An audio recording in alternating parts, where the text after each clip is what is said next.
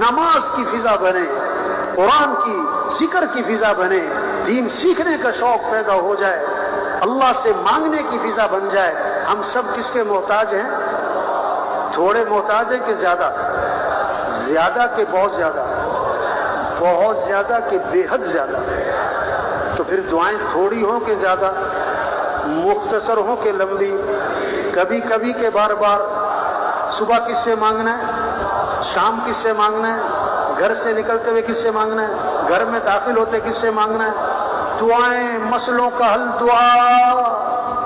مسئلوں کا حل کیا ہے؟ دعا، اللہ سے مانگنا، اللہ کے سامنے گڑ گڑانا۔ حدیث میں آتا ہے اللہ کو پسند ہے کون لوگ جو دعاؤں میں اللہ کے سامنے گریا زاری گڑ گڑائیں۔